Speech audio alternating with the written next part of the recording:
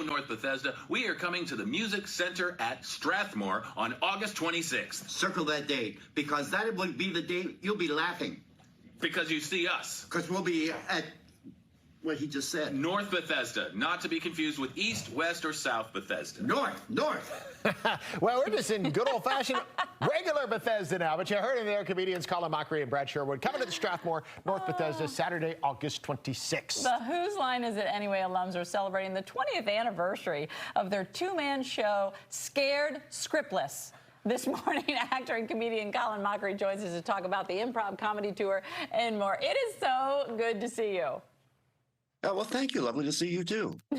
By the way, there is no South, East, Central Bethesda. It's just Bethesda and North Bethesda, just so you know when you come. Geography isn't our strong point. Listen, I love the title of the show you guys have been doing for so long. You got to be real careful with it. Colin, here's the thing. Holly and I both love you. We've been watching Whose Line Is It Anyway forever. My question is, when you do improv, and you've done everything, hardcore acting to stand up to improv, like, people that are good at improv, does it just happen, or is it something you learn? It is something you can learn. I mean, I think most people who do improv have a natural affinity for it, but there are rules. I mean, the rules are simple in that there's like 3 of them, but they go against everything we do as human beings. You have to listen, you have to make your partner look good, and you have to accept everything and say yes. And we fight against that as people, but as improvisers, it really helps if you go with those rules. Yeah, but I could know those rules, Colin, and somebody could throw something at me, and I can't weave it into a funny bit, a script, or my favorite part of when it was Whose Line Is It Anyway, when they would sing the songs. Like, I'm just amazed at not only the talent, but the instant in that you can do it. How do you learn that? Well, of course, it's a naturally inbred, brilliant thing. I can't tell you all the secrets. You know, I've been very lucky throughout my career. Working with great people certainly helps because you're getting all your information from them. So if they make it easier by giving you a lot to play with, it's almost like having a kitchen party where everyone's just kind of loose and kind of goofing around, but we've managed to somehow make a career out of it. So, Colin, when we watch, you know, we're trying to watch the wheels spinning inside of your head, and I'm curious, you know, which comes first, you know, the chicken or the egg here. So, if we just threw out things, I know you need places, people, locations. So, say we said like a show like Good Day DC, a person like Taylor Swift, and give me a location, Holly. Potomac Yard. It's where our zip trip is this morning. So, what comes first in your process if you're trying to work all that into something? Okay, here goes. Okay, so immediately I go for Taylor Swift because she, I think, would be the most interesting part of what this improv would be.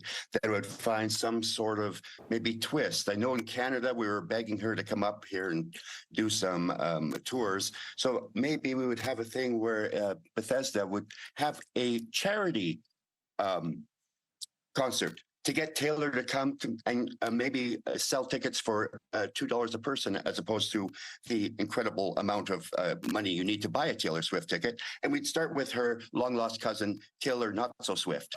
And she would sing some of her not-so-big songs. And then we go from there, see what happens. See, this is where Colin obviously needs his talented coworkers and co-stars to pick that up and run with it and then bounce the ideas off each other. Holly and I are like a brick wall over here, Colin. So you're like a one-man show right now. It's the best that we can do. Oh, I am ready to do a one-man show. I am tired of carrying these people around for 25 years. Sing it, honey. I know how you feel. We're an ensemble cast here. I feel your pain. Personal now. I'm kidding. Hey, I want to know, do you still stay in contact with Charles Esten, Wayne Brady, Drew Carey? Oh, absolutely. I mean, not as much as I'd like to because we're in different coasts. You know, Ryan Stiles and I grew up together, so I've known him for, 50 years now.